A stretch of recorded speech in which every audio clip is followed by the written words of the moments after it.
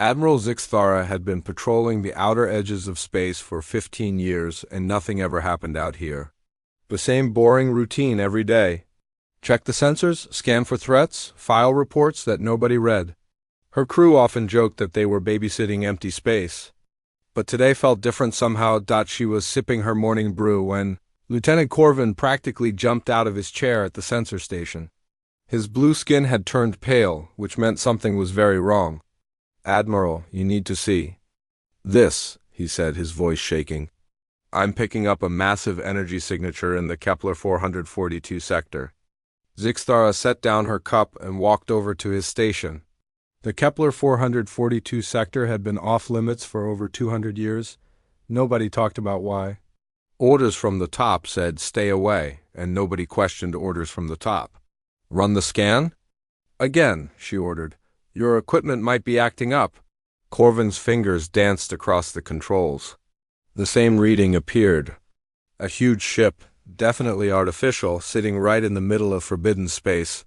But that wasn't the strangest part. "Admiral," Corvin whispered, "the design. It's not in our database.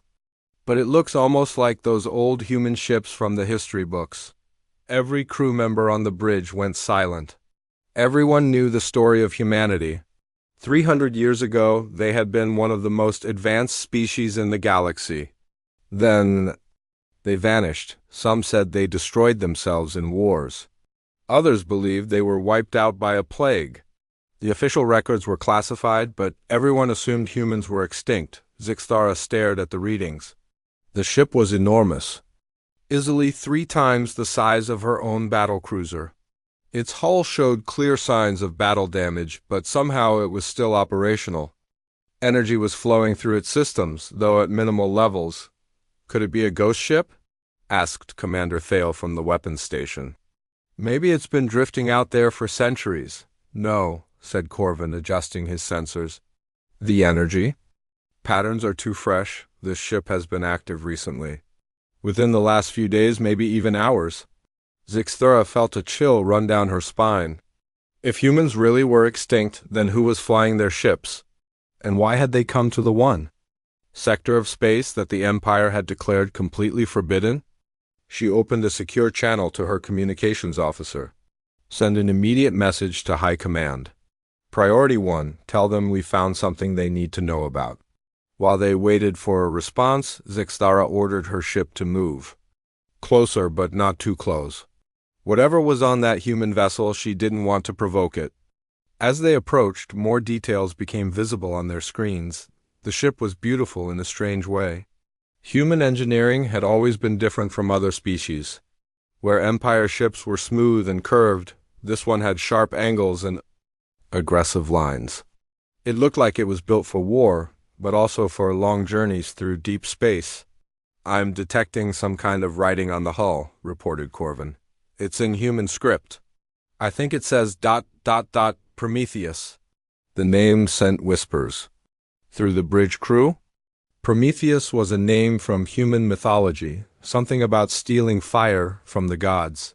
It seemed like an ominous choice for a warship. Suddenly, their communication system crackled to life. High Command was calling back much faster than usual. "Admiral Zixthara, this is Fleet Commander Nexus. We've received your report. Under no circumstances are you to approach that vessel. Maintain your current distance and wait for backup." "Understood, sir," Zixthara replied. "But what exactly are we dealing with here? The reading suggests this is a human ship, but humans have been extinct for centuries." There was a long pause on the other end. Too long. "Admiral, that information is classified above your security level. A special team is being dispatched to your location. Do not attempt to board that vessel. Do not attempt to communicate with it. Just watch and wait." The connection ended, leaving the bridge in tense silence. Zixthara had never heard Fleet Commander Nexus sound nervous before. The old warrior had fought in 3 galactic wars and faced down rebel fleets without breaking a sweat. What could possibly make him afraid of one damaged ship? Hours passed slowly. The human vessel remained motionless, giving off the same low-level energy readings. Some of the crew suggested it might be automated, running on backup power. But Zixthara couldn't shake the feeling that someone was watching them from inside that ship. "Admiral," Corvin called out suddenly. "The ship ... it's moving." Everyone rushed to the sensor displays. The Prometheus was indeed moving, but not in the way they expected. Instead of flying toward them or away, it was slowly rotating, as if it was turning to get a better look at their Empire vessel. "Are they scanning us?" asked Commander Thale. "I can't tell," Corvin admitted. "Their technology is different from ours. I'm picking up some kind of energy pulse, but it's not like anything in our database." Zixthara watched the human ship complete its rotation. Now its main viewing windows were facing directly toward them. She couldn't see inside from this distance, but she had the uncomfortable feeling that someone was staring right back at her. "Admiral," the communications officer called out. "I'm receiving a signal from the human vessel." "What kind of signal?" It's in Galactic Standard. Perfect Galactic Standard." "Someone on that ship is trying to talk to us." Zixthara's mind raced. How could humans speak Galactic Standard? The language had been developed after their supposed extinction, unless they hadn't really died out. Unless they had been hiding somewhere, watching, learning, preparing. "Put it through," she ordered, though every instinct told her this was a mistake. A voice filled the bridge. It was clearly human, with that distinctive accent they had heard in old historical recordings. But this voice was speaking modern Galactic Standard with perfect grammar and pronunciation. "Empire vessel, this is the UES Prometheus. We are not here to fight. We are here to warn you. Your empire is in great danger, and you don't even know it." The crew stared at each other in shock. A human speaking to them like they had been neighbors all along. Like 3 centuries of assumed extinction had never happened. Zixthara grabbed the communication controls. "This is Admiral Zixthara of the Empire Third Fleet. Identify yourself and explain your presence in restricted space." "Admiral, my name is Captain Chun. I've been asleep for a very long time, but recent events have forced us to wake up. We've been monitoring your Empire's expansion, and you've stumbled onto something that could destroy not just your civilization, but every living thing in this galaxy." "That's impossible," Zixthara replied. "We've explored thousands of worlds. Our expansion has brought peace and prosperity to countless species. Admiral, with respect, your empire has no idea what it's been digging up. We need to talk, and we need to talk now. Every day you wait, the danger grows worse." Before Zixthara could respond, her long-range sensors detected multiple ships approaching fast. The backup from High Command was arriving, and they were coming in battle formation. Whatever happened next, she realized that this day would change everything. The discovery of living humans was just the beginning. Something much bigger was about to unfold, and she wasn't sure the galaxy was ready for it. 3 hours later, Commander Veltar arrived with the most elite team the Empire had ever assembled.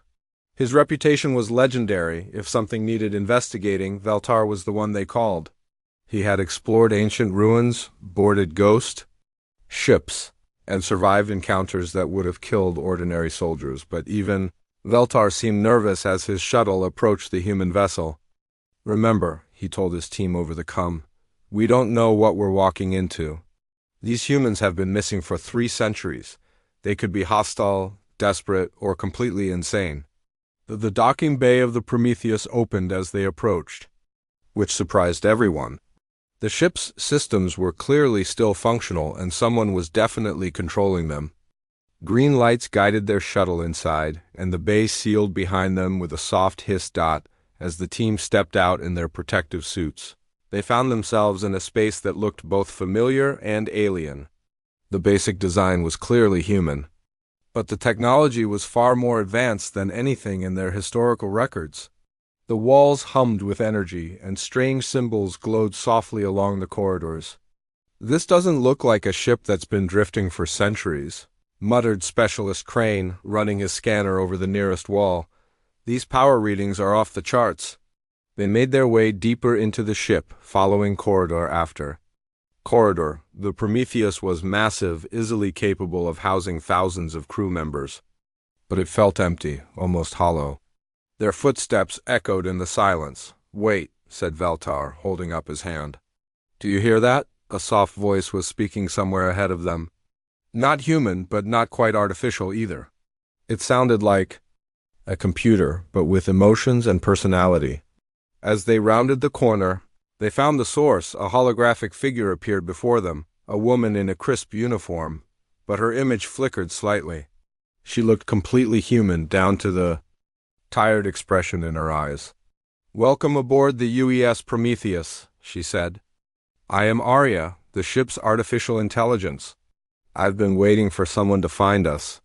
Veltar's team raised their weapons instinctively, but the AI raised her hands peacefully. Please, don't be afraid. I know this must be confusing. According to your records, humanity is extinct. But that's not entirely true. Explain, ordered Veltar, though he kept his weapon lowered. Arya gestured, and the corridor around them changed. Suddenly, they were standing in what looked like a command center, surrounded by holographic displays showing star maps and data streams. 300 years ago, your empire declared war on humanity? We were told it was because we were expanding too aggressively, threatening other species, but that wasn't the real reason. The displays shifted, showing images of ancient structures on distant worlds, strange, geometric buildings that seemed to bend space around them. We had discovered something your empire wanted to keep secret. We found traces of the predecessors, the race that ruled this galaxy long before any of our civilizations existed. We were studying their technology, trying to understand what happened to them. Veltar had heard whispers of the predecessors in classified briefings. Ancient ruins scattered across the galaxy, always sealed off by Empire forces. Always classified, as too dangerous to explore. The Empire told us to stop our research, Arya continued. When we refused, they attacked. Our fleets fought bravely, but we were outnumbered. Humanity faced extinction. So you fled, said Specialist Crane. Not exactly. Arya's expression grew somber. We split into two groups. Some of our people surrendered, accepting Empire rule, but others ... We took the most advanced ships we had and disappeared. The holographic display changed again, showing a swirling vortex of energy and light. We found a way to travel through dimensions your science doesn't even know exist. We've been hiding in spaces between spaces, growing stronger, learning, and watching. Veltar felt a chill run down his spine. Watching what? Your empire's expansion. For 3 centuries, you've been spreading across the galaxy, mining worlds, building colonies. And unknowingly, you've been activating predecessor sites. The displays now showed dozens of star systems, with red warning indicators flashing across. Many of them, 17 worlds so far, Arya said quietly. Your mining operations have triggered something that should have stayed buried. The predecessors didn't just disappear, they were hiding from something, and your empire is about to wake it up. Specialist Torres stepped forward, his scanner beeping frantically. Commander, I'm reading massive energy buildup throughout this ship. Whatever they're powering, it's bigger than anything in our fleet. Arya nodded. The Prometheus is just one ship from our final fleet. We've spent 3 centuries preparing for this moment. We knew eventually the Empire would go too far. Why should we believe you? Asked Veltar. You could be making all of this up. Because, said a new voice, I can show you proof. They turned to see a human woman walking toward them. She looked to be in her 40s, with short dark hair and the bearing of someone used to command. But there was something strange about her. She moved, like someone who had been asleep for a very long time. I am Captain Chin of the Prometheus. I've been in stasis for 80 years, but Arya woke me when your sensors found us. She approached Veltar without fear, even though his team still had weapons drawn. Commander, I'm going to share something with you that your empire has hidden for centuries. But I need your word that you'll listen with an open mind. Veltar studied her face. There was something in her eyes, not madness or desperation, but genuine fear. Fear for something much bigger than herself. I'm listening, he said. Captain Chun nodded to Arya, who brought up a new display. This one showed recent Empire reports, mining surveys, exploration logs, scientific studies. Data that should have been classified. How did you get this information? Demanded Veltar. We never really left, Chun replied. We've had people watching your empire for 3 centuries. Hidden in plain sight, reporting back to us.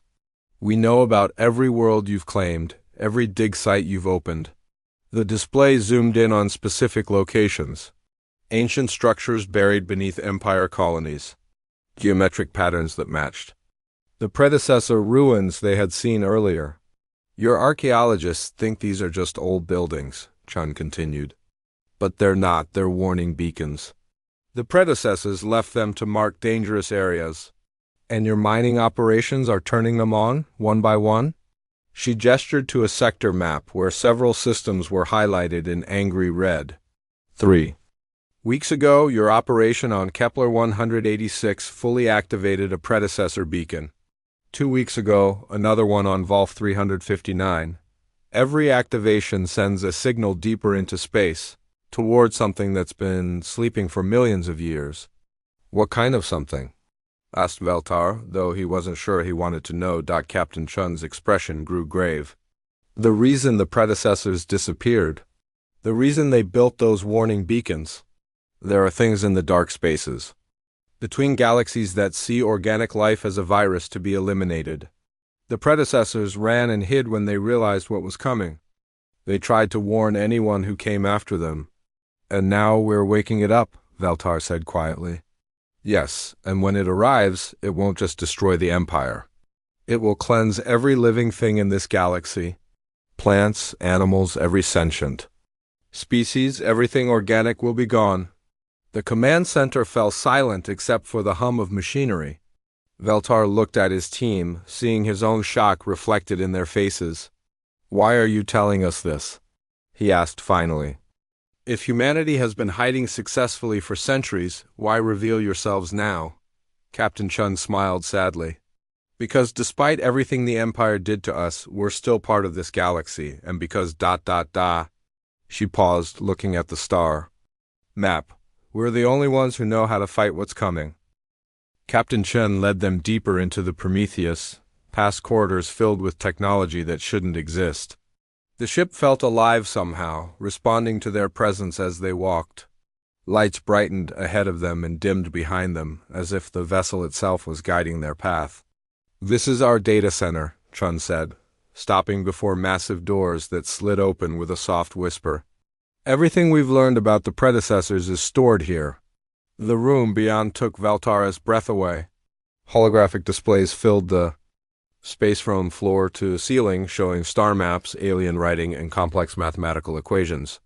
But what caught his attention were the images of structures, vast, impossible buildings that seemed to twist reality around them. These are predecessor installations, Chun explained, walking to the center of the room. We found traces of them on over 3,000 worlds across the galaxy. Most are buried deep underground or hidden in ocean trenches.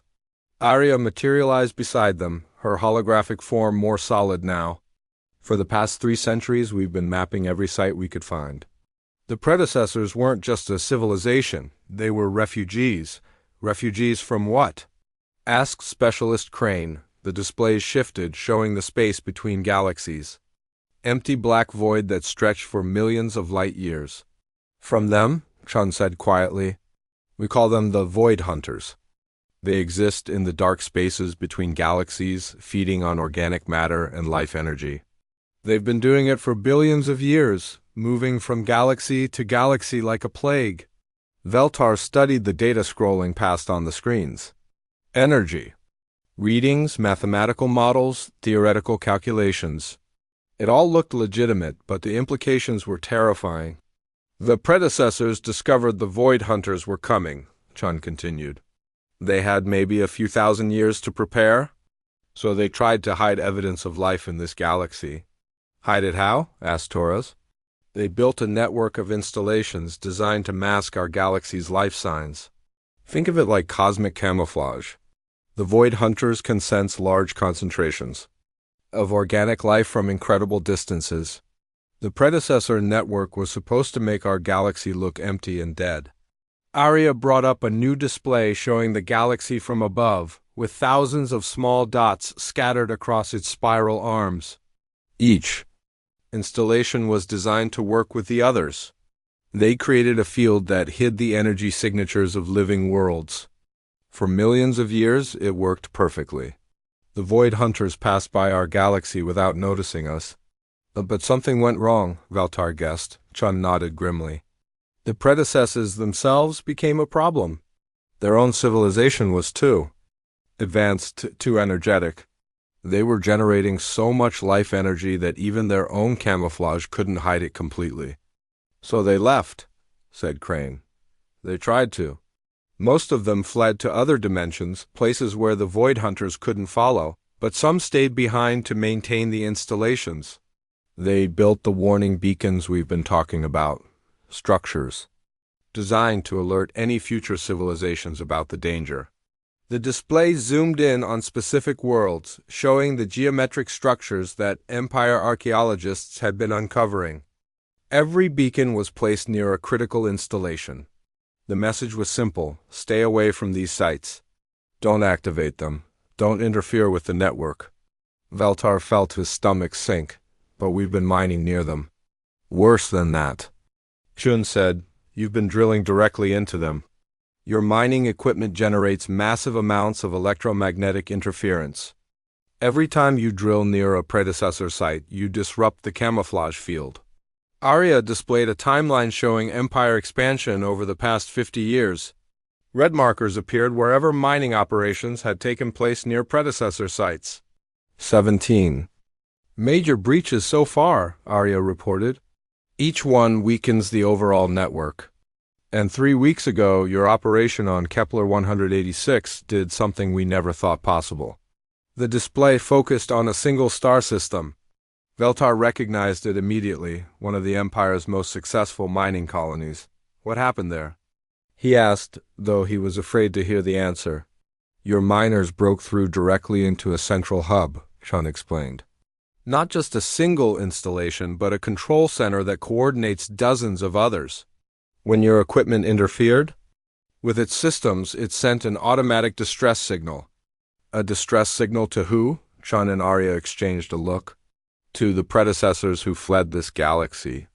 It was designed to call them back if the network ever failed completely. Veltar's team stood in stunned silence. The implications were staggering. But that's not the worst part, Chun continued. The signal doesn't just travel through normal space. It cuts through dimensional barriers, sending a beacon across multiple realities simultaneously. Torres stepped closer to the displays, studying the energy readings. Are you saying the Void Hunters might have detected it? We know they detected it, Arya said softly. Our deep space sensors picked up movement in the void between galaxies 18 days ago. Something massive is heading toward our galaxy. The room went dead quiet except for the hum of machinery. Veltar looked at his team, seeing his own horror reflected in their faces. How long do we have? He asked. Based on their speed, approximately 2 years, Chun replied. Maybe less if they have faster ships than our models predict. 2 years, Veltar repeated. To do what? How do you fight something like that? Chun walked to another display, bringing up images of human ships unlike anything in the Empire database. They were sleek, powerful, and obviously built for war. We've spent 3 centuries preparing, she said. While hiding in dimensional space, we've been building a fleet. We've also been studying predecessor technology, learning how their weapons work. You found predecessor weapons? Asked Crane. We found something better. We found predecessors. The statement hung in the air like a bomb. Veltar stared at Chun, trying to process what she had just said. Living predecessors? He managed to ask. A few thousand survivors who never fled. They've been hiding in pocket dimensions, maintaining what's left of their network. When we first discovered them 80 years ago, they were suspicious of us. But when they learned what the Empire was doing, they agreed to help. Arya brought up new images, beings that looked almost human but weren't quite right. Their proportions were slightly off, their eyes too large, their movements too fluid. They've been teaching us how to repair the network, Chun continued. How? To fight the Void Hunters when they arrive. But we need access to the installation sites your empire has been disrupting. That's impossible, Veltar said. Those sites are heavily guarded. They're classified at the highest levels. Then we have a problem, Chun replied. Because every day your mining operations continue, more installations go offline, and when enough of them fail, the camouflage field will collapse completely. What happens then? The Void Hunters will see every living world in the galaxy. They'll know exactly where to strike first. Instead of having 2 years to prepare, we'll have maybe 2 months. Veltar looked around the data center, taking in all the information they had gathered. 3 centuries of research, preparation, and sacrifice, all leading to this moment. What do you need from us? He asked finally. Chun smiled for the first time since they had met. Right now, just one thing. We need you to take this information back to your empire. Convince them to stop all mining operations near predecessor sites immediately. And if they don't listen? Chun's expression grew serious again. Then humanity will do what we've always done. We'll fight for survival, with or without the empire's help, but I really hope it doesn't come to that. Why? Because, Chun said quietly, the Void Hunters are coming whether we're ready or not. And the only way to stop them is if every living species in this galaxy works together. The journey back to Empire headquarters took 3 days, but it felt like 3 years to Commander Veltar. His mind kept replaying everything he had seen aboard the Prometheus. The data, the warnings, the terrible truth about what was coming. He had recorded everything, but he knew that wouldn't be enough to convince Emperor Maldois. The Emperor was known for 2 things: his refusal to admit mistakes and his absolute hatred of being told what to do by anyone, especially by a species that was supposed to be extinct. When Veltar's shuttle docked at the Imperial Palace, he was immediately escorted to the throne room. The massive chamber could hold thousands of people, but today it felt empty and cold. Emperor Maldois sat on his crystal throne, surrounded by his closest advisors. His golden robes glittered in the artificial light, and his eyes held the cold calculation of someone who had ruled for over a century. Commander Veltar, the Emperor's voice echoed through the chamber. I understand you have an interesting report for us. Yes, Your Majesty. What we discovered aboard the human vessel changes everything we thought we knew about our expansion. Veltar activated his portable display, showing the images and data they had gathered. The predecessor installations, the warning beacons, the approaching threat from beyond the galaxy. He spoke for nearly an hour, explaining every detail as clearly as he could. When he finished, the throne room was silent for a long moment. Then Emperor Maldois began to laugh. Commander, do you seriously expect me to believe this fantasy? Invisible monsters from space? Ancient aliens trying to hide our galaxy? Humans who have been living in other dimensions for 3 centuries? Your Majesty, I saw the evidence myself. The data is real. The threat is real. What I see, the Emperor said, rising from his throne, is an elaborate deception. These humans have survived somehow, and now they want to trick us into stopping our expansion. They probably want to reclaim their old territories. Chief Advisor Nexlon stepped forward, his elderly face creased with worry. Your Majesty, perhaps we should consider the possibility that's silence, the Emperor snapped. I will not be manipulated by clever lies and fake data. Commander Veltar, you are dismissed. And you will not speak of this ridiculous story to anyone else. But as Veltar left the throne room, he couldn't stop thinking about what Captain Chin had said. The mining operations were continuing every day, weakening the network that protected their galaxy. He had to do something. That night, he accessed the Empire's mining reports from his secure terminal. What he found made his blood run cold. In the 3 days since he had left the Prometheus, 2 more predecessor sites had been compromised. The pattern was accelerating. Meanwhile, back in the Kepler 442 sector, Admiral Zixthara was watching the human ship with growing unease. Captain Chun had shared some of their sensor data with her, and what she was seeing didn't match anything in Empire records. Admiral, Lieutenant Corvin called from his station. I'm detecting massive energy buildups across 17 different star systems. All of them are former mining sites. Zixthara studied the readings. Strange geometric patterns were appearing in space near the worlds they had mined. Structures that seemed to bend light around them, creating optical illusions that hurt to look at directly. "Captain Chun," she called to the Prometheus, "are you seeing this?" Chen's voice came through their communication system, but she sounded tired and worried. "Yes, Admiral. Those are predecessor installations coming online. The network is trying to compensate for the damage your mining operations have caused." "Is that good or bad?" "It means the system is failing. When installations activate like this, they're using emergency power. They won't last long."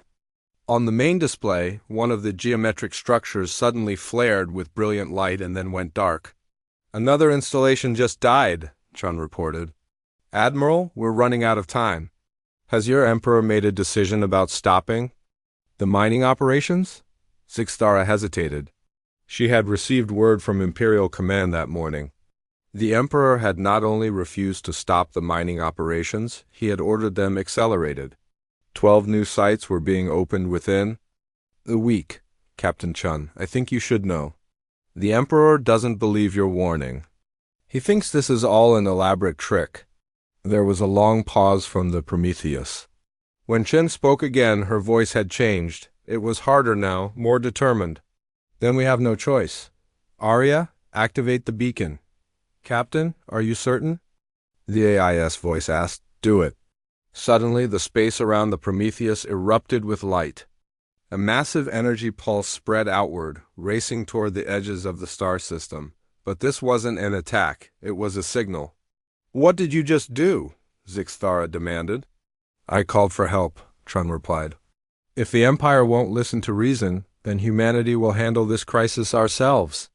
Within minutes, Zixthara's sensors detected incoming ships. Dozens of them, appearing out of what looked like tears in space itself. They were human vessels, but unlike anything in the historical records. These ships were enormous, sleek, and obviously built with technology far beyond anything the Empire possessed. "Admiral," Corvin whispered, "I count 47 ships, maybe more coming through those dimensional rifts." The largest ship moved close to the Prometheus. It was easily 5 times the size of an Empire battlecruiser, and its hull gleamed with strange metals that seemed to absorb light. "This is Admiral Kane of the UES Retribution," a new voice announced. "Captain Chun, we received your signal." The Empire forces hostile?" Zixthara found herself in an impossible situation. Her single ship was surrounded by a human fleet that could destroy her in seconds. But they weren't threatening her, they were asking about her intentions. "Admiral." "Kane," Chun's voice responded. "Admiral Zixthara has been reasonable so far, but their Emperor has refused our warning. We need to proceed with the plan." "Admiral Zixthara," Kane addressed her directly, "we're not here to fight you, but we cannot allow the Empire to continue destroying the predecessor network. Will you stand down?" Before she could answer, her communication system lit up with an incoming message from Imperial Command. Emperor Malvois himself appeared on her screen, his face red with fury. "Admiral Zixthara, you are ordered to destroy that human fleet immediately. These aliens dare to threaten the Empire in our own territory." "Your Majesty," she began, "there are nearly 50 ships here. Our single vessel, I don't care if there are 100 ships. Attack them now, or you will be charged with treason." Zixthara looked around her bridge. Her crew was staring at her, waiting for orders. Through the viewscreen, she could see the human fleet. They had positioned themselves defensively, but their weapons weren't powered up. They were giving her a choice. She thought about everything Commander Veltar had reported. The evidence of an approaching threat that could destroy all life in the galaxy. The predecessor network that was failing more each day. The mining operations that were making everything worse. Then she thought about Emperor Malvois, sitting on his crystal throne, too proud to admit he might be wrong about anything. "Your Majesty," she said finally, "I cannot carry out that order." "What did you say?" "I said I cannot attack these ships." The evidence suggests they're trying to save us all. The Emperor's image flickered with rage. You are relieved of command. Admiral Drex will arrive within hours to arrest you for treason. The transmission ended, leaving Zixtara's bridge in stunned silence. Admiral, Captain Chun's voice came through the speakers. Thank you for making the right choice. But you should know, Admiral Drex is bringing the entire Fifth Fleet with him.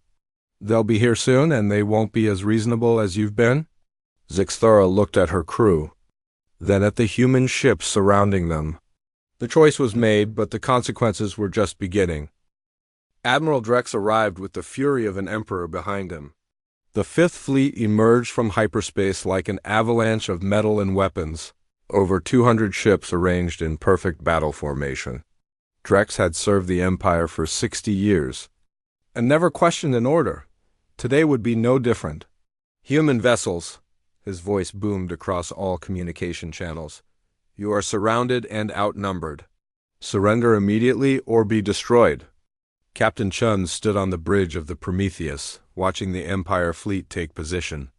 Admiral Kane's voice crackled through the cum from the Retribution. Chun, we could take them. Our technology is 3 centuries ahead of theirs. No. Chun replied firmly. Violence won't solve this.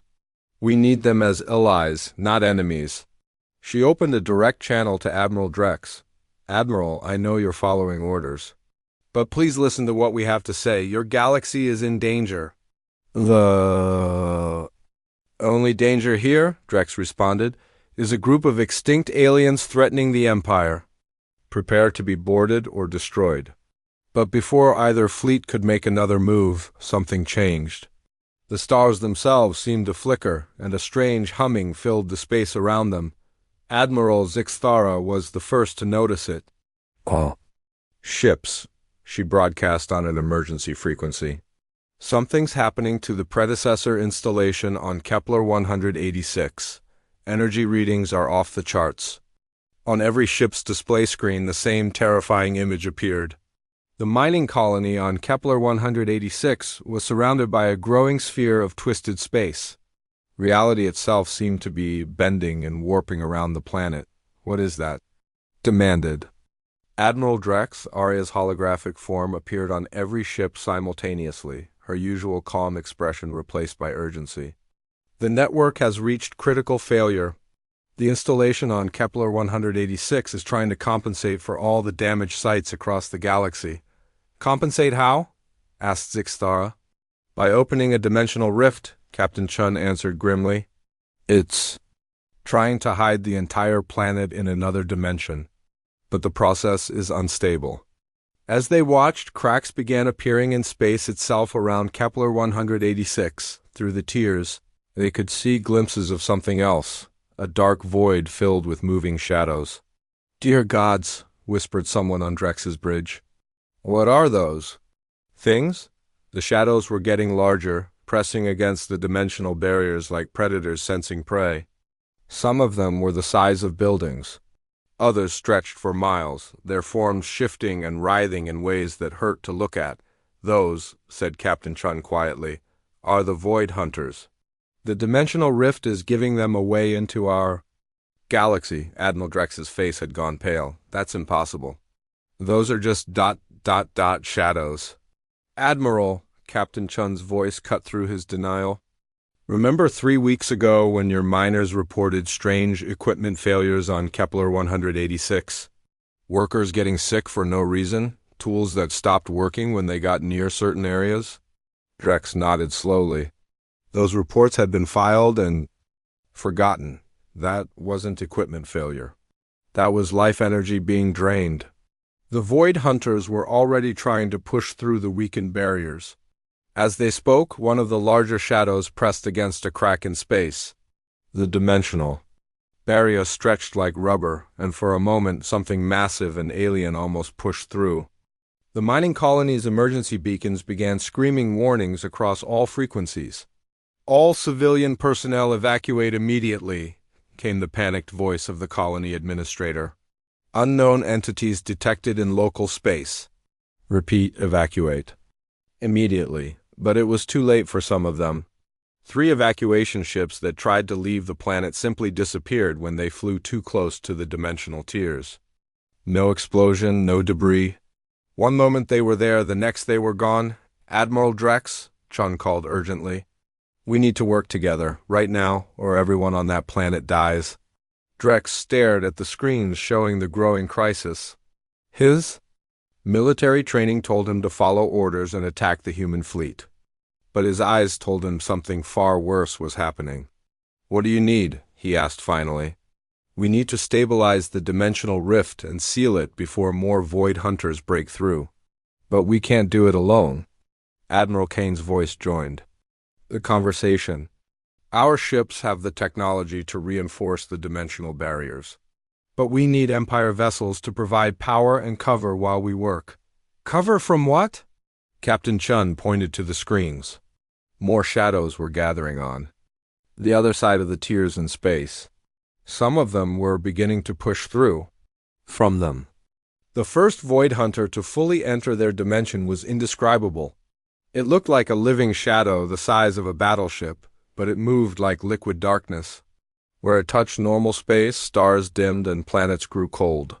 All ships, Admiral Kane commanded, form up for defensive pattern Alpha.